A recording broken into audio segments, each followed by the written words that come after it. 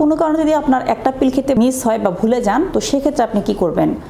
তো এই ক্ষেত্রে আপনার যখনই মনে পড়বে দিনের, অর্থাৎ আপনি হয়তো আগের দিন রাত 9টায় পিলটা খেতেন, সেটা হয়তো ভুলে গেছেন, তো পরের দিন সকালে যদি আপনার মনে পড়ে, যখনই মনে পড়বে তখনই আগের দিনের পিলটা খেয়ে নেবেন।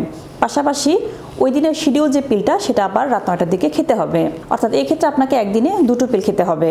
আর কোনো কারণে যদি আপনি পরপর 2টো ট্যাবলেট খেতে ভুলে যান, তাহলে সেক্ষেত্রে আসলে পিলের আর তেমন কোনো কার্যকারিতা থাকে না। তো তখন পরপর 2টো পিল খেলেও সেটা আসলে 100% প্রোটেকশন দেয় না। তো সেক্ষেত্রে আপনার পিল খাওয়াটা চালিয়ে যেতে হবে, অর্থাৎ রেগুলার প্রতিদিন যে পিলটা খান সেটা একটা করে খেয়ে যেতে হবে। কিন্তু পরবর্তীতে যখনই আপনি নেক্সট পিরিয়ড শুরু হওয়ার আগ পর্যন্ত সহবাস করবেন, সে কয়েকদিন আপনাকে কন্ডম বা বেরিয়ার মেথড ইউজ করতে হবে।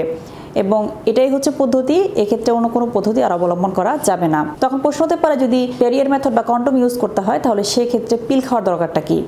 তো যেহেতু আপনি পিলটা একবার খাওয়া শুরু করেছেন, সেটা হুট করে কিন্তু বাদ দেওয়া যাবে না। যদি বাদ দিয়ে দেন তাহলে কিন্তু আপনার পিল খাওয়া অবস্থাতেই রেগুলার ব্লিডিং হবে, বা অনেক সময় দেখা যায় ব্লিডিংয়ের পরিমাণটা খুব বেশি হবে বা আবার নাও হতে পারে। আর তাই আপনার সাইকেলটাকে রেগুলার করার জন্য আপনাকে পিলটা খেয়ে যেতে হবে। অর্থাৎ যে 2টো পিল আপনি খেতে ভুলে গেলেন, তো সেক্ষেত্রে আপনার ওই 2টো পিল খাওয়ার প্রয়োজন নেই, ওই দিনের শিডিউল যে পিলটা সেটা আপনাকে খেতে হবে।